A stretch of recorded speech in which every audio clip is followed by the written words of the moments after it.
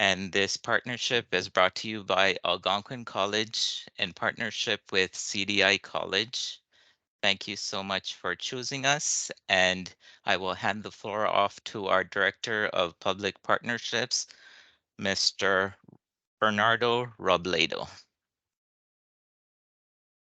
Okay, good evening, good morning, good afternoon, as Lavan said, and we are very happy to have you on board.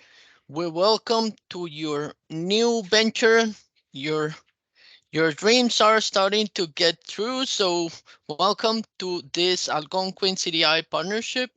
Um, Algonquin is a public institution and CDI College is a private institution. We have built a partnership and we have established this partnership in the Toronto greater area. We have two campuses, one at the Mississauga campus and the other one at the North York campus. Um, when you start your obviously your program, you will start as an Algonquin student, and you will go through your program in at the CDI campus. Both any either you have been assigned to one of these campus, and once you finish your program, you will get an Algonquin College credential. Um, Obviously, at this both campus, we will provide all the service, all the academic and student service that you need to go through your programs. Thank you, Lavan. Go ahead. Thank you so much for that, Bernardo. I'll just give some housekeeping rules before we begin so everyone knows what to expect. We will have a question and answer session at the very end of the presentation. So if you have any questions, please note them down. And at the very end, we will go through your questions and answer any questions you may have. And please stay muted and off camera so we don't have too much going on. Only the presentators will come on camera and unmute themselves, but I would like everyone else to stay muted so we have a good flow going. And as I mentioned previously, the chat will be turned off for the duration of the presentation, and only at the end we will take some questions and answers. And before we begin, I'd like to introduce myself. I am Lavan, and I will be your host and moderator for this orientation. And I will also be your career service coordinator at the Mississauga campus. Speaking of which, I will introduce you to our staff. As Bernardo mentioned, we do have two campuses which you will be attending, one or the other. At the Mississauga campus, we have Manuela as the education coordinator. And for student services, we have three individuals who will help you depending on the program you are studying. They are Gunit, Winnie, and Bhargavi.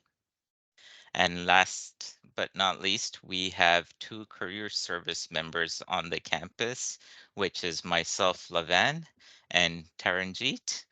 So later on, we will go a little bit into depth on what each of the different departments will offer you and guide you throughout your academic journey.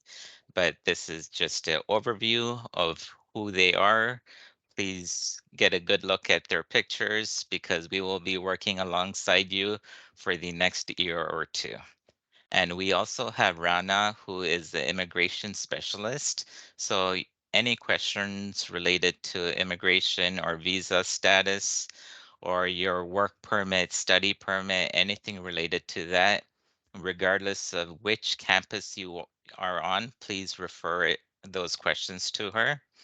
We do have all of our email addresses here, but at the end of the presentation, we will be recording everything and sending it to you, so you will have a copy as well. And now moving on to the North York campus, we have Elham as the education coordinator. So she will do most of the scheduling and any issues you have related to academic work, assignments, you can reach out to her. And for student services, we have Amy and Mariana. So those are type of questions such as not being able to log into your My Campus or Access, which are other topics we will also get into later on. And we also have Leo. He is my counterpart at the North York campus. He will help you with resume building, job search, that sort of stuff. And now moving on to your classrooms at the two different campuses, we have Manuela who will discuss a little bit about that. Hi, everyone, and thank you for joining us today. My name is Manuela, and I am the Education Coordinator for Mississauga Campus. I would like to introduce you to our two campuses. As we already said, we have two locations, one in Mississauga at 33 City Center Drive. This campus is located in a commercial building, walking distance from stores, coffee shops, and libraries. The North York location is at 4950 Yonge Street. It's also located close to restaurant and coffee shops and libraries. Both locations are conveniently located close to public transportation. In both campuses, as you can see, these are pictures of the classrooms, but beside the regular classroom, you have a lunchroom with fridge and microwave for your lunch breaks. Thank you. Right. Thank you so much for that, Manuela. And now Guni will talk about the orientation dates that we have coming up. Hello everyone and welcome to our first pre-arrival orientation. We basically help the students in this through this orientation to prepare for the studies in Canada with Algonquin College at CDI. Today we are in our first pre-arrival orientation, and if you missed, do not worry, we will be providing you with the link of the recordings, or you can attend a second session which is scheduled for December 27th. On the very first day of the classes, we will have a brief in-person orientation focusing on your program, academics, and campus services. It is important to note that the orientation will be during your regular class hours. So your classes will either begin on the 8th of January, that is the Monday, or 11th of January, that is Thursday, depending on the schedule you receive. If you have any further questions, please feel free to direct your queries to the Student Services team. The email address will be posted in the chat box at the end for you. To all make a note. Welcome everyone, and let's embark on this educational journey together. Thank you. Thank you, Gunit. And I just wanted to reiterate that last part so students are very clear. We will have in-person orientation the day you start your class. So some students will start classes on January 8th. So those students will have in-class orientation on January 8th. Some students will begin on January 11th. Those students will start January 11th, and they will have their orientation on January 11th. So if you start on the 11th, please do not come to campus on the 8th because your orientation and your classes will be on January 11th. And now we will hand the floor off to Martha's team to talk about study permits and deferral dates. Hello, everybody. It's nice to meet you all. Can you hear me okay? Thumbs up? Loud and clear. Perfect. So I'm the manager of international admissions at Algonquin College, and it's my admissions team that processes your applications to our ACCDI partnership campus. And I wanted to talk about the deferral process because, yeah, this is a big question for a lot of students. So this winter, if you don't get your study permit by December 31st, my apologies, we'd ask you to let us know that you don't have it, okay? And that you should let us know on your application portal. So you want to ask for it when you're on your portal. If you have to go through your agent has to ask for it, okay? And please note that we are closed for the holidays. So I do add a little note to this PowerPoint that I did not get to see, unfortunately, very much in advance because I had a very busy week, but you actually have until January 2nd. Is that right, Stephanie? Is that the date that we would give for the requests to come in because the college is closed? Yes, as long as the request is dated before that date, then we would accept it. Right. So don't panic, people, if you put in a request for a deferral and you get no response, because the college is closed for the Christmas holidays. And acknowledging that fact, we will follow the policy of, so if you ask for the deferral on or before January 2nd, all of your fees will be deferred to the next available semester. Okay, so we just need the request to be dated that. And we do ask for your patience as well while we process these requests, because we won't penalize you if we don't process it in time by January 2nd. So nobody should worry if you need to defer. But if you don't have your study permit, please do request the deferral, okay? And make sure you do so by January 2nd. And that way all of your fees will be available for you for the next semester, your insurance and everything included. If you do it after, sorry, can we? Sorry yeah, about that. sorry. So if you do it after December 31st and on or before day 10 of the semester start, everything is deferred for you except the health insurance, okay? Because that is purchased on the 2nd of January. That's why we can go until the 2nd of January for you, but it is purchased on the 2nd of January. So if you don't ask for that deferral on or before December 31st, and you do need to defer before day 10, you will not have your health insurance returned. The rest of your fees will be moved to your next semester. And of course, after day 10, there is no deferral and no refund. You will simply have lost your tuition fees for the January semester. So please make a note of these extremely important dates. Okay, so yeah, next slide now, please. And what happens if your study permit is rejected for a winter program start? As we said, ask for the withdrawal and refund in the application portal or via your agent within 5 days of receiving the study permit rejection. Do not wait. Try to reapply and provide us with a late letter. We need to have that letter that IRCC has provided you within 5 days of you having received that rejection notification. Okay, we need that letter, and it has to be, cannot be old, cannot be stale.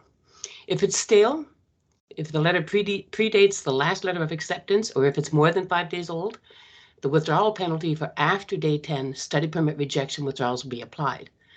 Okay, so you will lose the $1,500 withdrawal penalty plus your health insurance if you don't let us know within 5 days of receiving the letter, or if the letter predates your last letter of acceptance that we issued for you. So if either of those two factors are in place, then you will lose $1,500 as a withdrawal penalty and your health insurance. So please make sure that you pay, again, very close attention to these very important dates. I think that's it for me for the moment. Thank you so much, Martha's team. Now we will hand the floor off to Rana, who will speak a little bit about traveling to Canada and what to expect.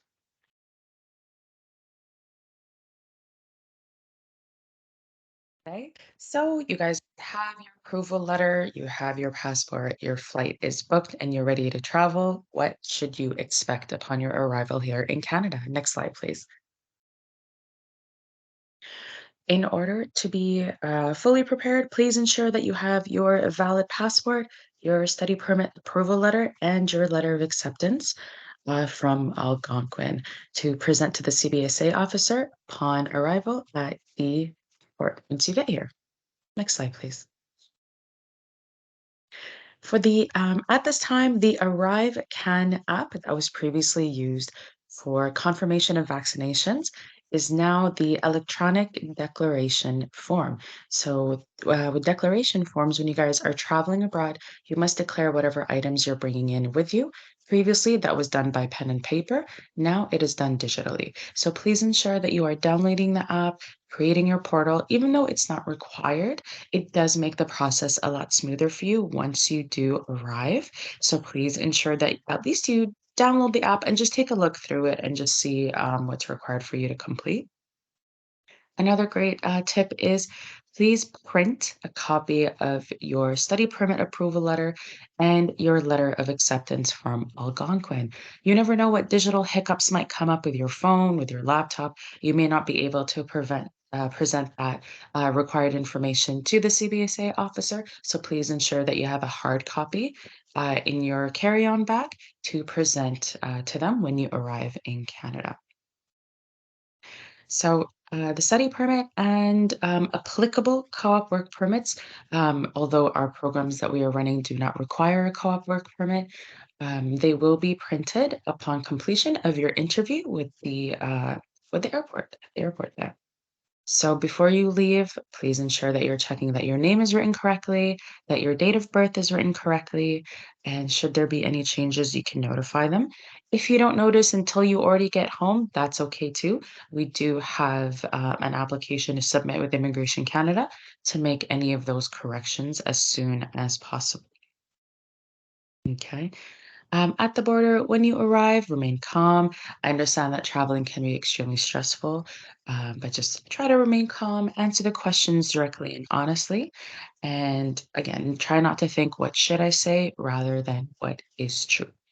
Next slide, please. Thank you so much, Rana. We will hand the floor off to Winnie, who will talk a little about the housing and resources that we provide students. Hello everyone, my name is Vinny Meharesh and I am a Student Services Coordinator at Algonquin College at CDI Mississauga campus. As we all know that for international students, finding a place to rent or share is a crucial step when starting their academic journey in Canada. Fortunately, there is a number of websites and Facebook groups that can help you find a good place to live. For example, placesforstudents.com, zoocasa.com, homestay.com, padmapper.com, harringtonhousing.com, roomies.ca, and gicker.com. These platforms not only provide housing listings, but they also give helpful information about shared living so you can make smart choices while finding your accommodation. They can provide many options to suit various preferences and budgets. I would like to remind everyone that all the students will be receiving the recording via email, so they can refer it and check these websites if they need to. Please note, it's important to stay informed and watch out for scams and illegal activities. Knowing the laws about housing is a strong way to protect your rights and make sure that you have a safe place to live. Students can go to ontario.ca to read about the housing laws. And there is another website called clio.on.ca, that is Community Legal Education Ontario, which provides information about students' housing rights, employment standards, and legal responsibilities. There are a number of tools available to help you plan your budget and estimate your cost of living in Canada. You can visit settlement.org, ontario.ca, or numbeo.com to calculate your cost of living that can be expected for you to spend in Canada. Please ensure that you examine housing options carefully before selecting a location. There is also helpful information available on the Government of Ontario's website. Please visit these websites like ontario.ca, steps to justice.ca, and tribunalontario.ca to ensure you are familiar with your rights and responsibilities. On that note, I would like to say that we'll be looking forward to welcome you on Mississauga campus. Thank you, Lavan. Thank you, Winnie.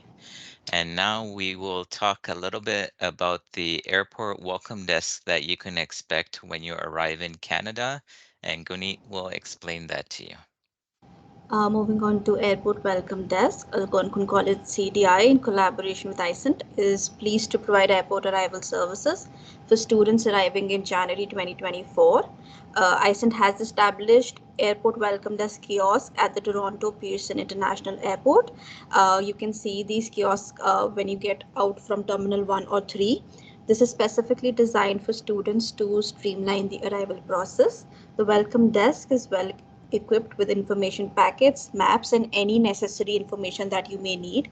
Key services include shuttle and transit information, airport Wi-Fi and refreshments, banking and currency information, orientation and campus details, accommodation information and accessibility, and any information you need regarding baggage claims assistance.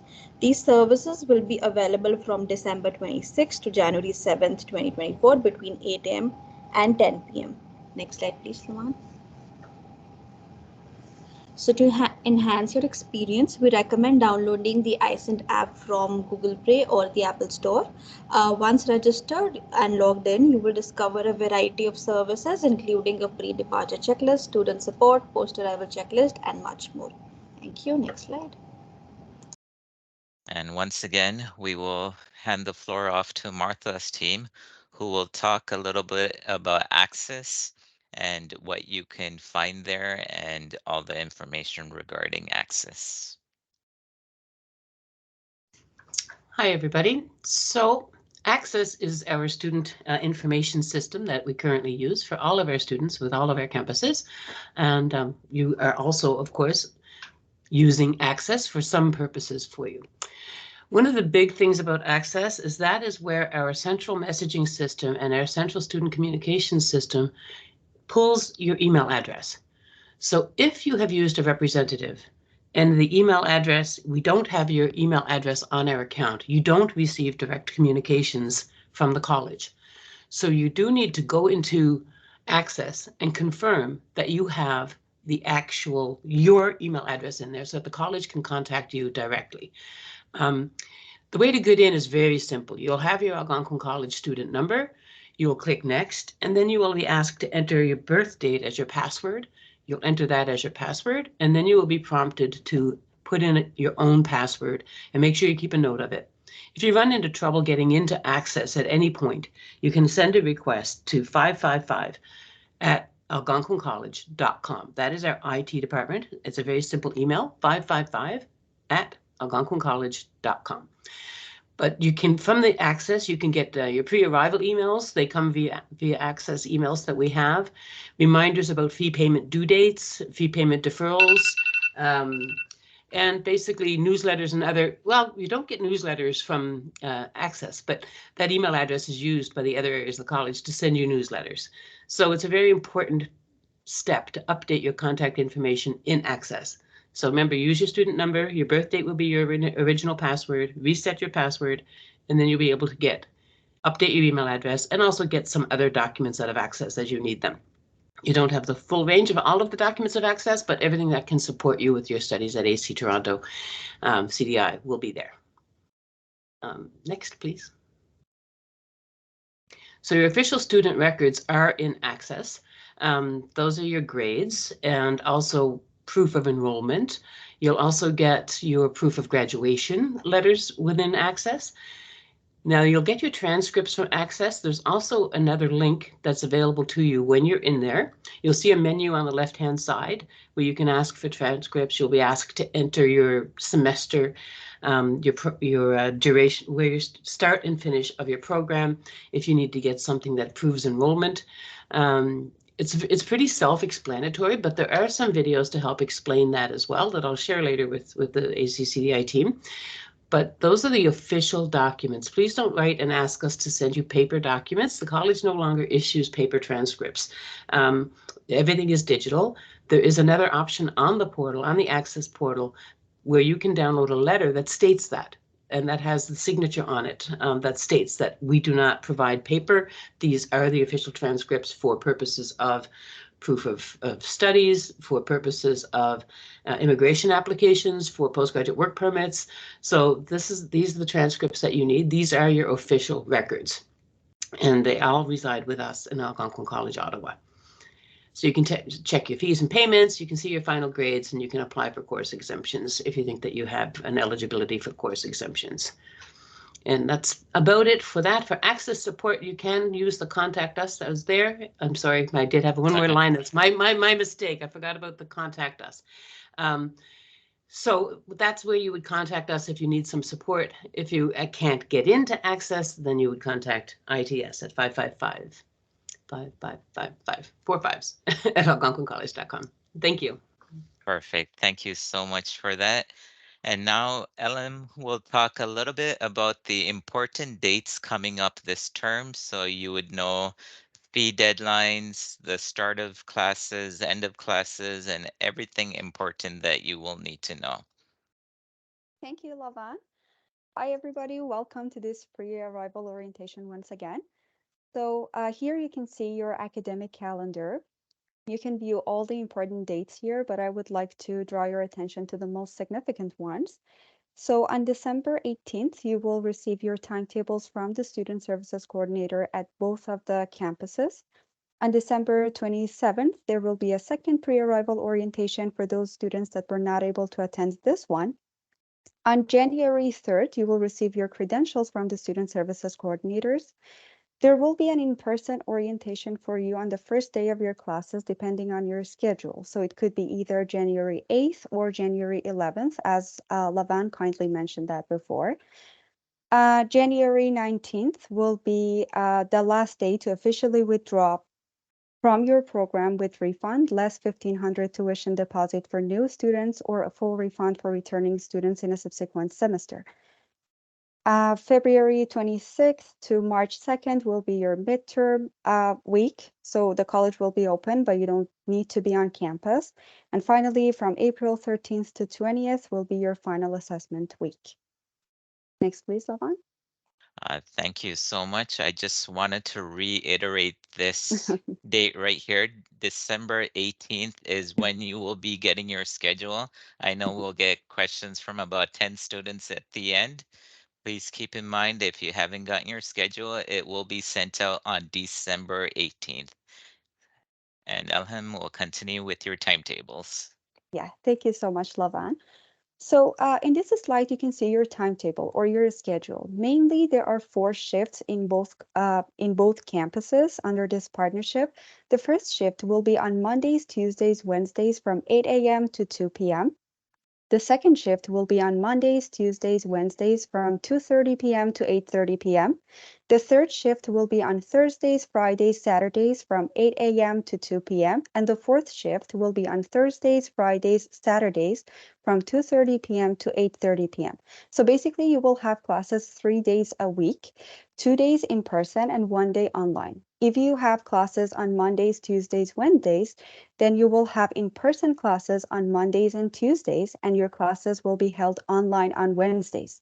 If you have classes on Thursdays, Fridays, Saturdays, you will have in-person classes on Thursdays and Fridays, and your classes will be held online on Saturdays.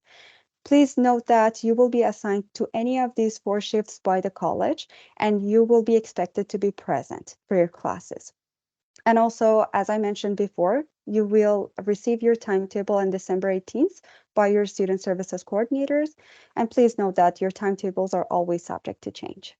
Thank you so much. Thank you for that, Elham. And now we have Manuela to speak about My Campus and what you can expect to find there. Okay, on January 3rd, you will receive from Student Service Coordinator your credential to log in into My Campus. My Campus is your LMS or Learning Management System, where you will find all the information about your courses. In this platform, you will have access to your test, quiz, and exams, and it's the platform that you will be using every day on campus or online. You will see also here your grades. Through this platform, your instructor will share important information about your courses. So it is important that you have this access before the beginning of the course. If you experience any problem logging in into My Campus, you can always contact your student service coordinator at scstudentservices@cdicollege.ca. Thank you. And now we will hand the floor back over to Elham, and she will talk a little bit about what the education coordinators do. Thank you so much, Lavan.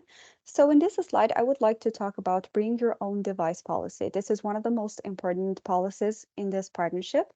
As a student in an on-campus program, you will require a mobile computing device that could be either a laptop or a tablet that meets the specifications of as outlined below for your program. So if you ever have any questions regarding that device, you can always reach out to your education coordinator at either of the campuses. Once again, your education coordinator will be Manuela in Mississauga campus and will be me in North York campus. So right now I can explain some general requirements that you may need for this device. The first one is adequate internet services, integrated or external microphone, integrated or external speakers or earphones, and integrated or external webcam. But as I mentioned before, there will be always some specifications for you. You can always check Algonquin College website for all of those specifications, depending on your program. Thank you. Thank you, Elham. And I'd like to reiterate, please do check the requirements because certain programs that you might need for a course that you're doing might not be compatible with certain computers. So please do check to meet the minimum requirements so that everything works smoothly and that you won't have any issues. And now we will have Gunit talking about some of the student services that you will be provided at the two campuses.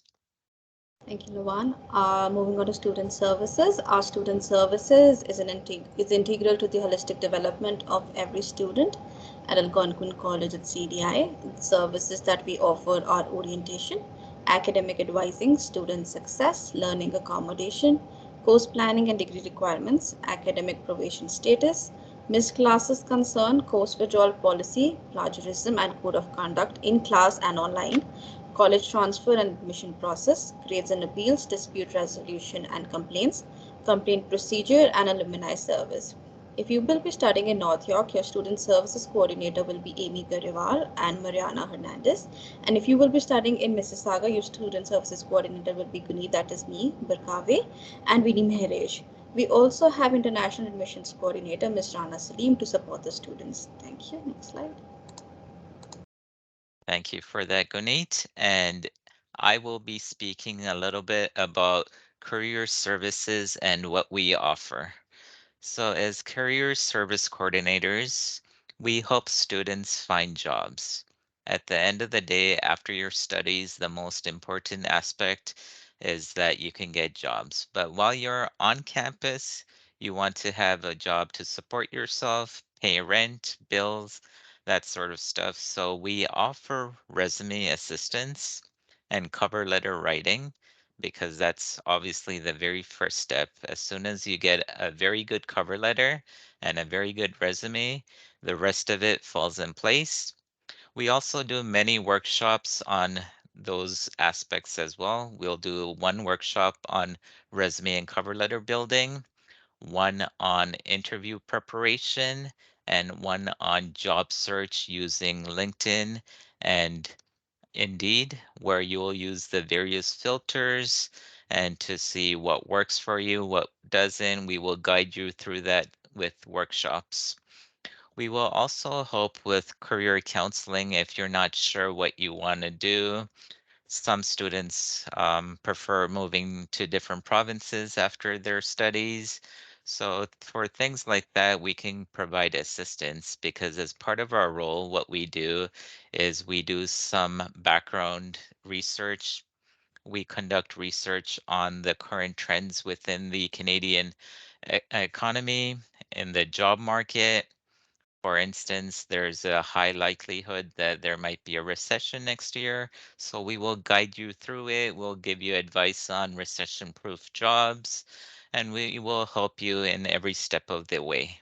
And as I mentioned previously, for the Mississauga campus, myself, Lavan, and Taranjit, we are the career service coordinators. And for North York, you can find Leo, who will be your career service coordinator there. And now I will hand the floor off once again to Rana, who will provide you more information on immigration services. Good morning, guys. As Lavon mentioned, I am here to assist you with any Immigration Canada visas permit questions. Some of the services that we offer and guides and one-on-one assistance is for your post-graduation work permit application at the end of your studies, the study permit extension application if required, multiple entry visa for your new study permit to allow you to re-enter Canada should you travel outside.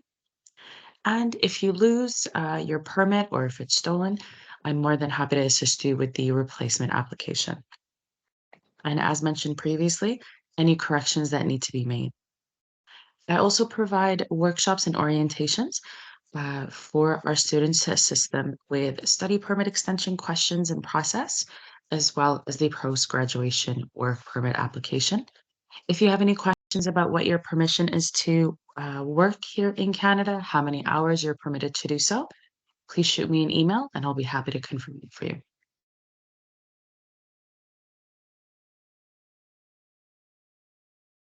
As a study permit holder, you are required to study on a full-time basis. You cannot confirm your full-time studies to part-time after you arrive. And of course, you cannot take a program that is more than 50% of its courses online. That was a policy that was applicable during COVID. Now COVID is behind us. In order to be permitted to work on or off campus, you must maintain full-time student status. So what gives you permission in Canada to work part-time on campus or off campus is your full-time attendance and progress in grades. Next slide, please.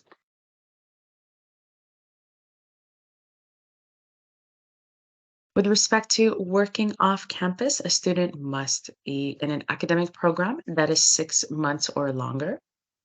They must maintain full-time credits or full-time study hours every week. You have commenced your studies and you have applied for your social insurance number here in Canada. The most important point here that I wanted to mention is you must start your studies if you arrive in Canada 2 weeks prior to your start, 1 month prior to your start. You do not have permission to work yet until you attend your very first day of class. Please remember, guys, your studies are your priority and should be paramount as your primary activity here in Canada. In order to work, you must have a valid SIN number and a valid study permit, as well as proof of your attendance as well. And that's going to be available on your app, ACICS. Please also note, if there are any conditions on your study permit that is preventing you from being able to obtain a SIN number, if there's any issues that you're experiencing at the Services Canada office, please feel free to reach out to me or to your local student service. Okay. Again, if you're not work about what your work eligibility is, you're more than welcome to visit the link indicated, or you can shoot me an email. Next slide, please. For co-ops and internships, as per the current programs delivered by Algonquin at the CDI College campuses, at this time, no co-op or work permit is required. So please make note of that, guys. You are not required to do in-the-field training for your programs, and therefore a co-op work permit is not required. A co-op work permit is a supplementary permit that will indicate the school as the employer because your in-the-field training is the main priority of this permit. Again, working part-time, being able to get a little financial, some finances while you're here in Canada, that is based on your study permit and your full-time attendance, not your co-op work permit. So again, you are not required to have a co-op based on the Algonquin programs currently delivered at CDI College. Okay, your letter of acceptance is going to indicate unpaid. That is the general information for all of our programs, and that's part of the template. However, if you do not have a specific co-op letter, you are not able to apply for a co-op work permit, and that is why it is not applicable at this time. Next slide, please. May I interrupt? I apologize, Vanna, very quickly. Just for my own clarification. So when the students receive what we call a work integrated learning letter, where we tell them they have to apply for their co-op work permit,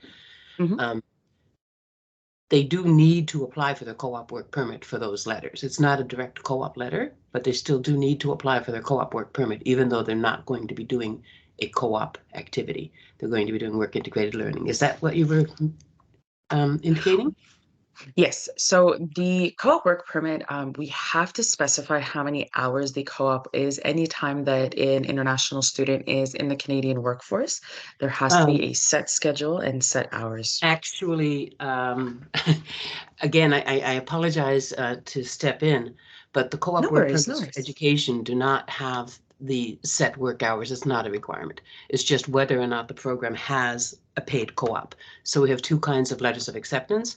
One is an unpaid, and for that one, students are often confused because they do get asked to apply for their co-op work permit because they must have it to complete the work integrated learning portion of their program. The other one is a co-op that says that it's paid. That all they need in that instance to apply for their co-op work permit is that letter. They do not need hours of work, duration, any other information at all. They simply need the letter that says that the co-op is paid. And with that, they would apply for the co-op work permit at the same time as they apply for their study permit. Correct. In both Yes. instances, they would apply for their work permit at the same time as their study permit in both instances. But it's just very important to understand that they don't actually require the hours of work or the duration of the work or any such work description, just that the letter says it's a co-op, and then they would apply, and if it says paid, they would apply and get a paid co-op work permit. And if not, then it would be unpaid, and that would be the work integrated learning, but it's still called a co-op work permit. So it's very confusing for students, and it's important they understand that if it says unpaid, they do not actually have a co-op component, but they can apply for their co-op in either scenario at the same time as their study permit.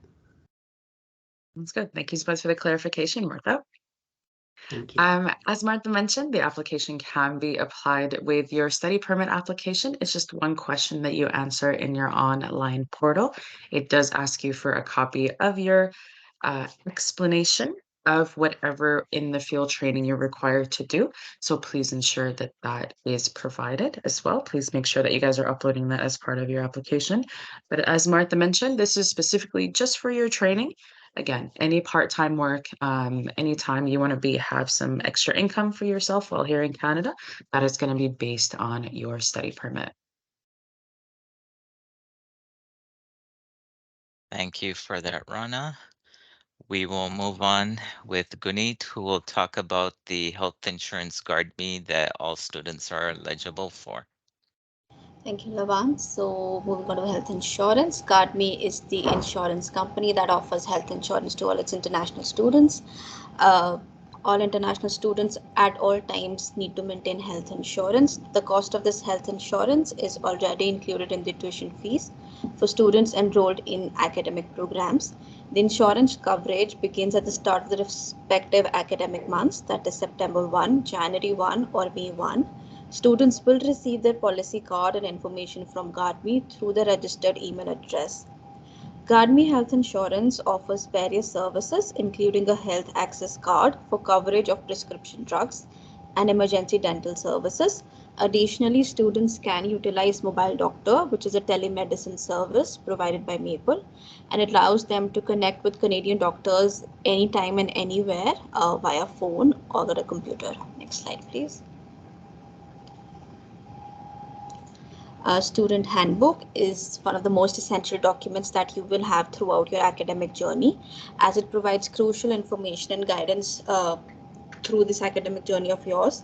It has important information such as academic calendar, student services, career services, health services, any information regarding the registrar's office, and student identification card.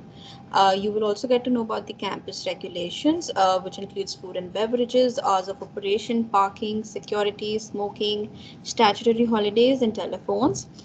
You can also familiarize yourself with policies and procedures. That includes program council, changes to original registration, course dropper add, academic appeal, dispute resolution process, or course outlines.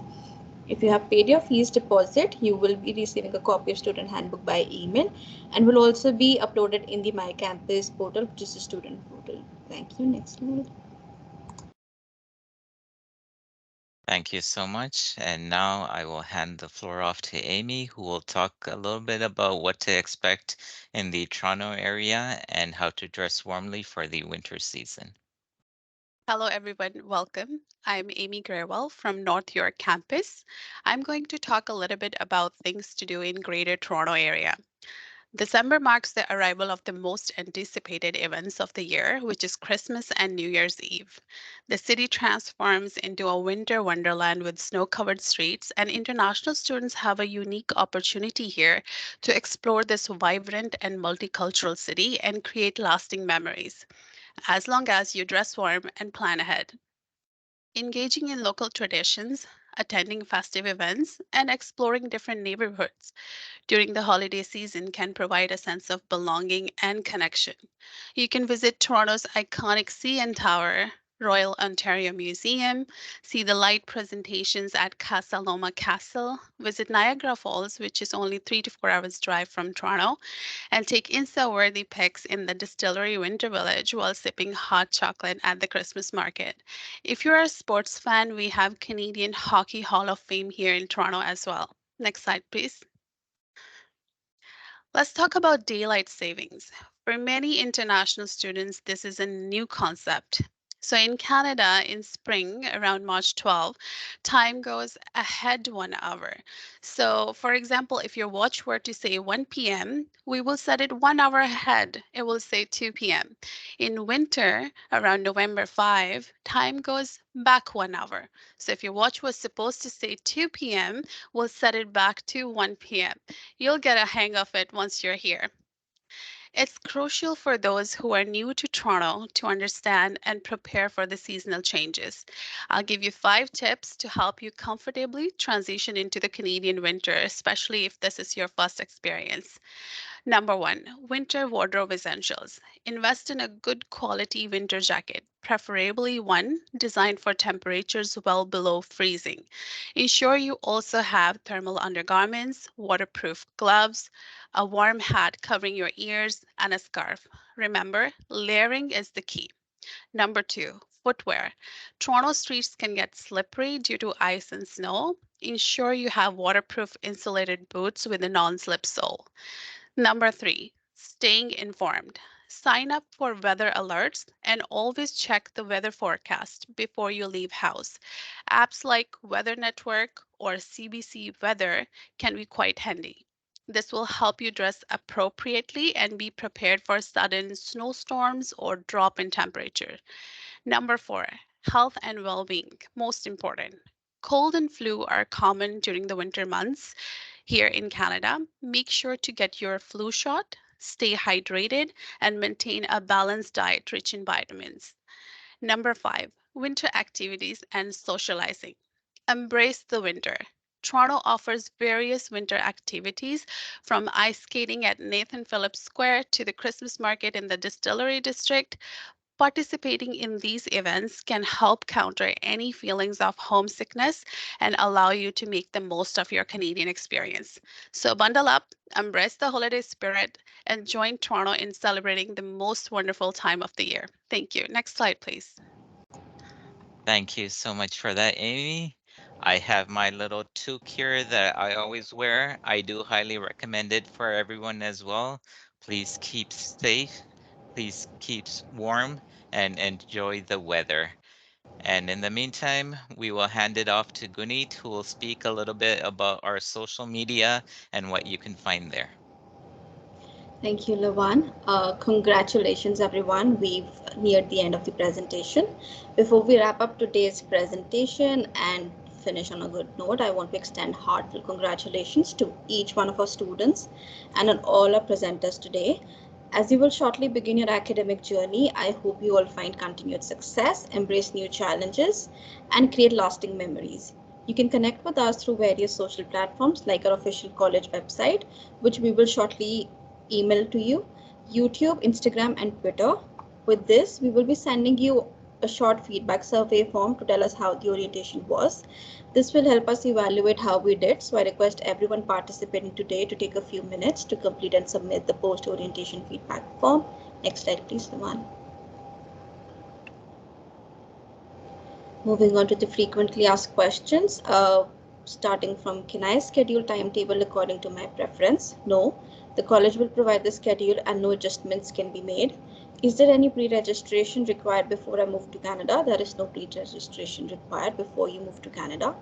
Will my official diploma certificate be issued by Algonquin College? Yes.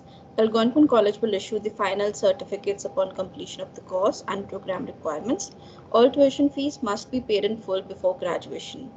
How can I apply for scholarship? We do not offer scholarship programs for international students. My student portal is not working. Who should I contact? Reach out to your student services coordinator at acstudentservices@cdicollege.ca for assistance. What is the process for activating health insurance?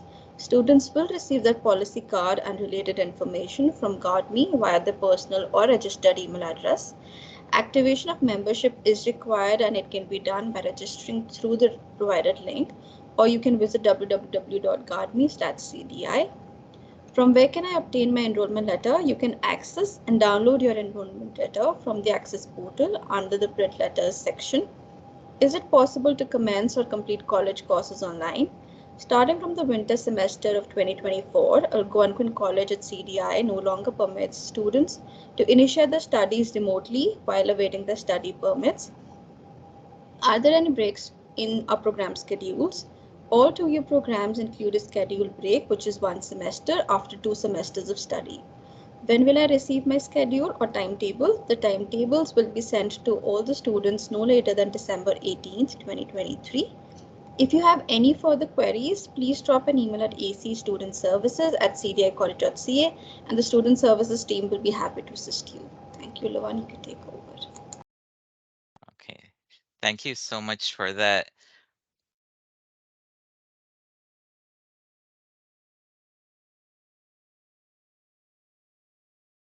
Lavan, you're on mute, I guess.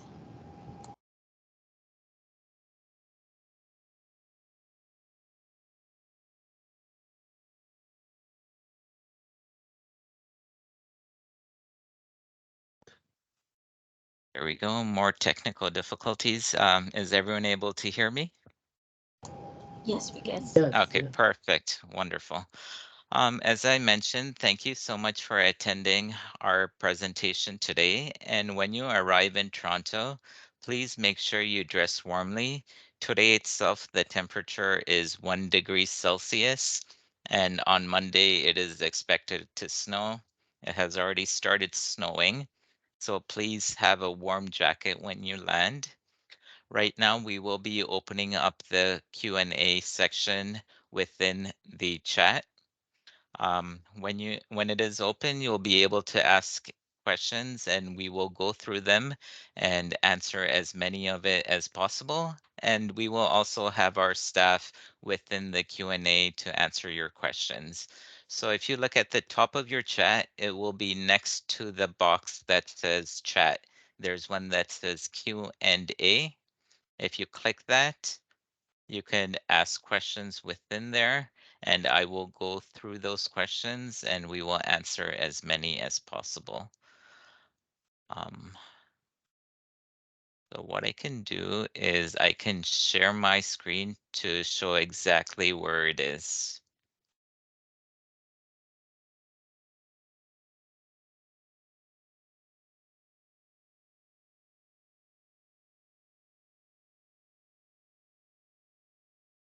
So it would be found right here.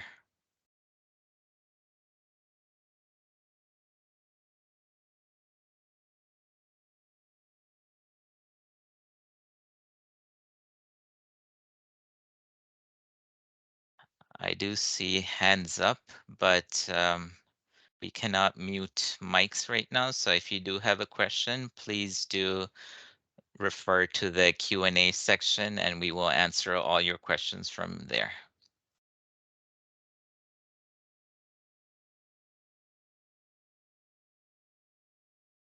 A chat is turned off, Levin? Yes, So- chat is turned off, but we have a section called Q&A. They should be able to access that. It's right next to chat. I've turned on the chat as well if the Q&A Okay, section is not available. sure. We'll do that as well. So Oh, I think it's better to stay with one. Stay with your original plan. Direct everybody to the Q&A. I think it'll get too messy now if we switch over. Sure.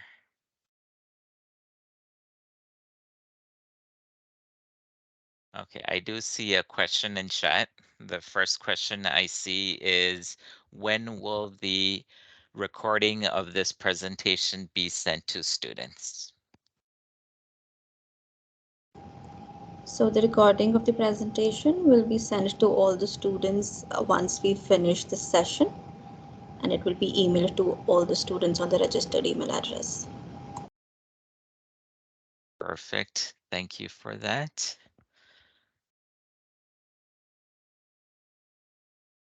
Okay, I see another question where a student is asking, when will I get my student ID and password? You will be getting your student ID and password, basically your access to your student portal on January 3rd. Thank you for that, Guneet. Another question we have here is, I've paid my fee in August, but on the Access website and application status, it's still not showing me as registered.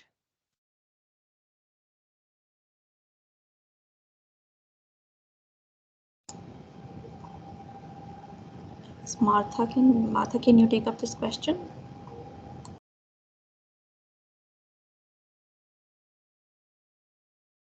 Somewhat lost between the chat and the Q&A. Can I get the question again? Yes, no problem. The student stated that they paid their fee in August, but on the Access website, their status is still not showing as registered. That is true. We do a mass registration. Your fees do not trigger a registration. The registration occurs usually within 30 days prior to the start of the actual semester, but it can be anywhere from 30 days to 2 weeks prior. So it could be anytime over the next 2 weeks from December 1st until mid-December before you'll see registered status. Perfect. Thank you for that. And for some reason, the chat isn't loading for me. So if anyone sees more questions within the chat, please feel free to state the question and answer it. And I will stick to the Q&A section, which is actually loading for me. I'll take that. So we have a question that says, can you share some info about the network account? My guess is that the information that you would like is that you will get your credentials at the very beginning on the January 3rd. And that you will be able to set your password. When you do set your password for Outlook, you will change the password automatically to My Campus as well, so be mindful of that. And if you need anything about information in regards to your network account as a ACES, Martha, if you can maybe remind them a little bit about that. I'm sorry, remind them about how to reset their password and Yes. access? Yes, because the question was a little bit broad, so I thought maybe it's about the password and maybe how they will be getting that. Okay. Sure. Yes. Yeah, that will happen again after registration, 24 to 48 hours after they get registered. They'll be able to go into Access and see their password and so on. I think that's right. I might have that. I think so. Correct. Amanda, do you have a better answer for that? I think I'm wrong.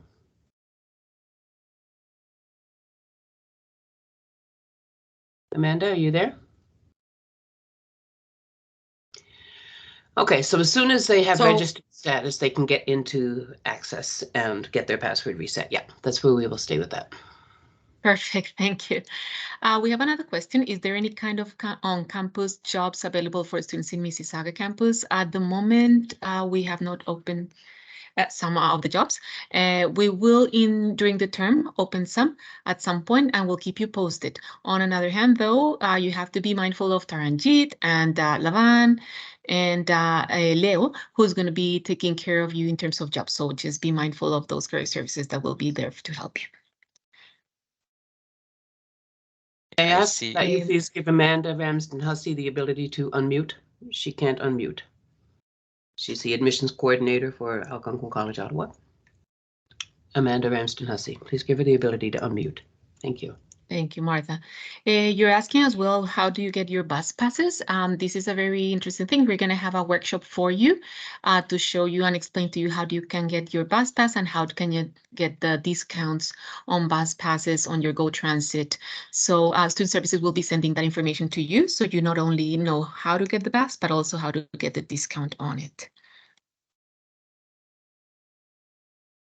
Again, job facilities, there's a question about who will provide job facilities for international students in campus or off. Career Services is a very nice team and they'll be able to help you with that, no problem.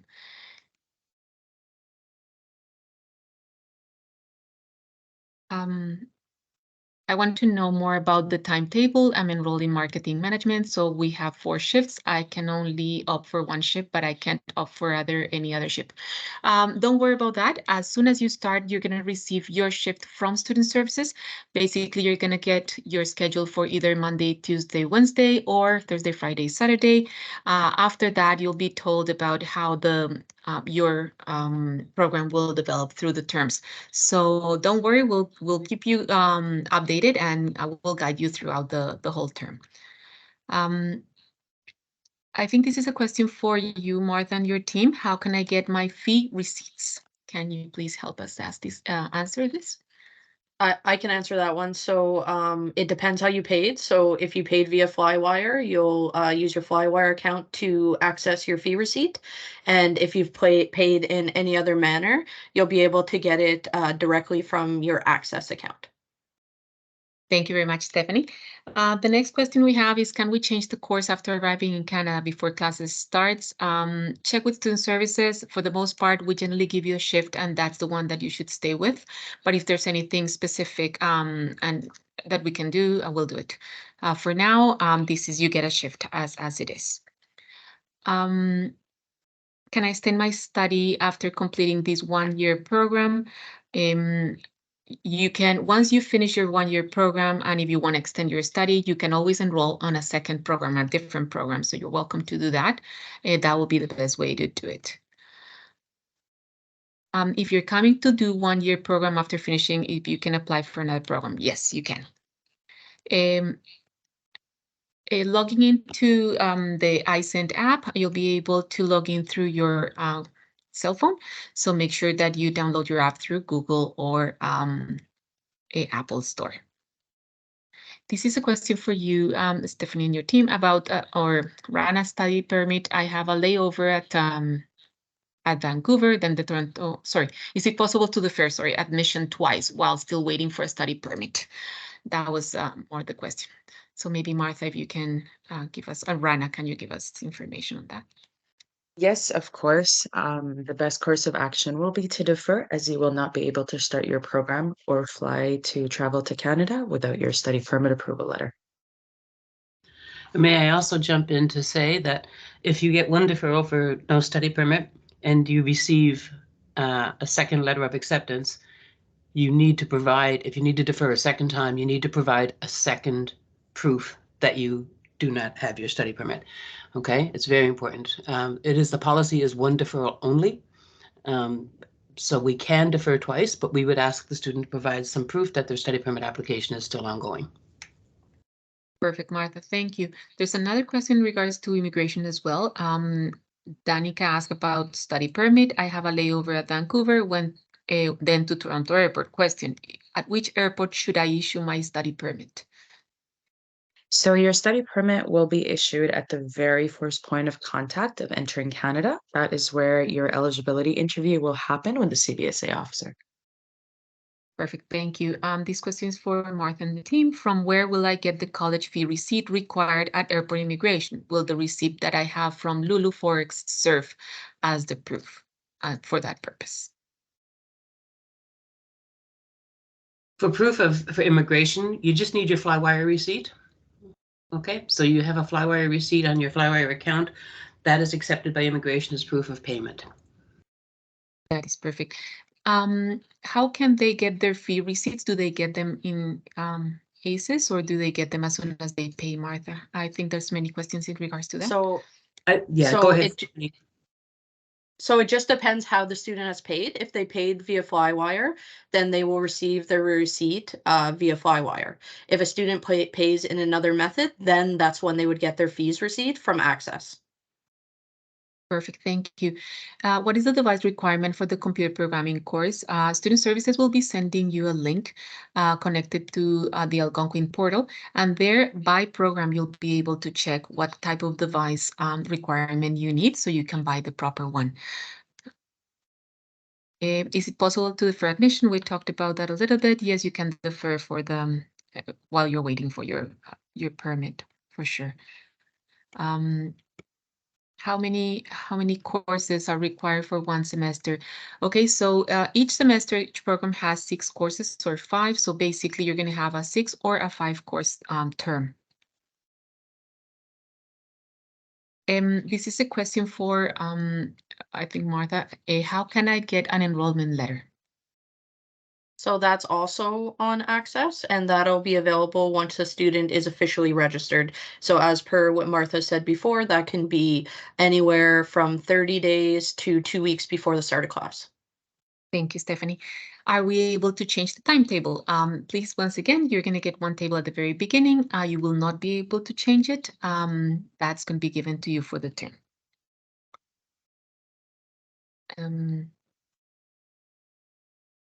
How many days will our class be conducted in a week? As we mentioned, 2 days on campus, 1 day online. Is there an internship provided in project management? This is a very good question. No, we don't provide internships, but there is a simulation at the very end in one of the courses that includes sponsors from companies. So you'll have that connection with different companies that will help you go through your project at the very end in one of your classes. There's no internship in any program. And you will still require the co-op work permit, even though it's work integrated learning and not an actual co-op. That is correct. Thank you, Martha. How do I get my study permit? That I think it's for Rana.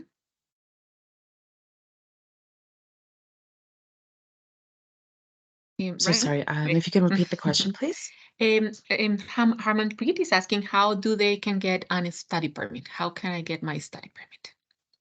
So the study permit is going to be printed after you present your study permit approval letter, your valid passport, and your letter of acceptance from Algonquin. And then the CBSA officer will print it and hand it to you in your hand. Thank you so much. Aditya asks, can we change the study program? Martha, if you can give us some information, or Stephanie. So a student can request to change their program. They can do so in the application portal if they're currently wanting to switch the program, but it is dependent on program availability. Thank you. There's also a question about how can I get my DLI number? The DLI number is on the letter of acceptance itself. Perfect. Thanks so much. We've answered this. There's a lot of questions about timetables, but no, you cannot change timetables. I am still waiting for my visa. In case it takes longer than usual and the date of the classes arrive, will I be able to attend my classes online from my hometown until the visa arrives? If not, what can I do? No, you will not be able to attend your classes while you're in your hometown. Rana, can you tell us what would be the best scenario in this case?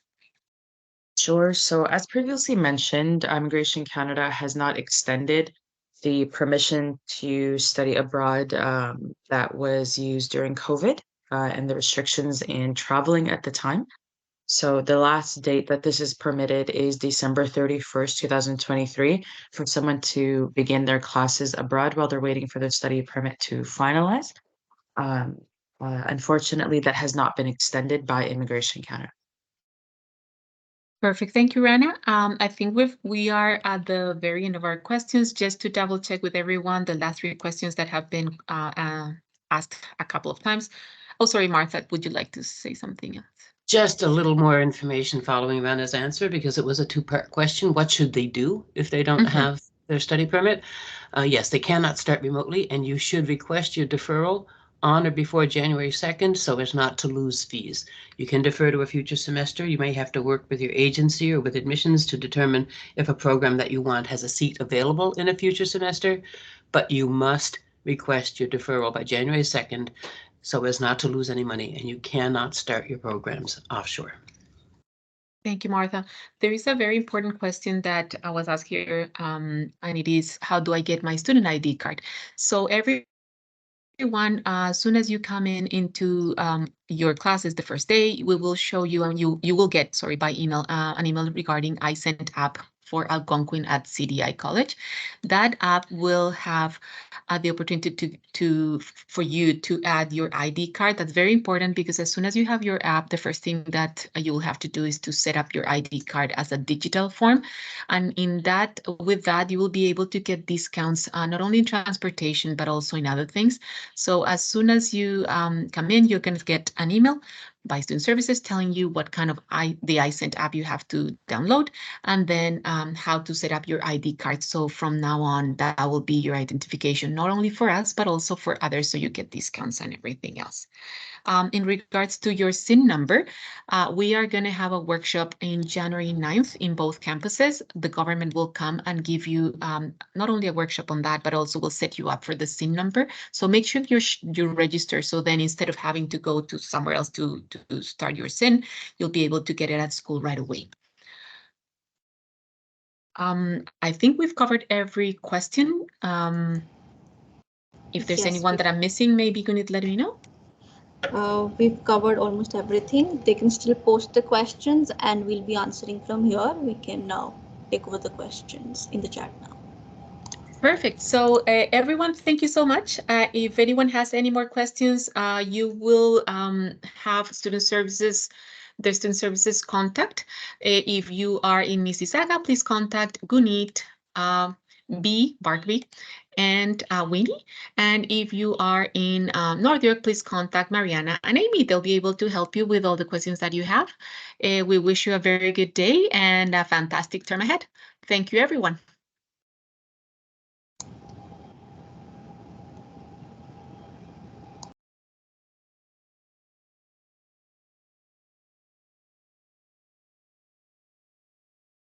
To me.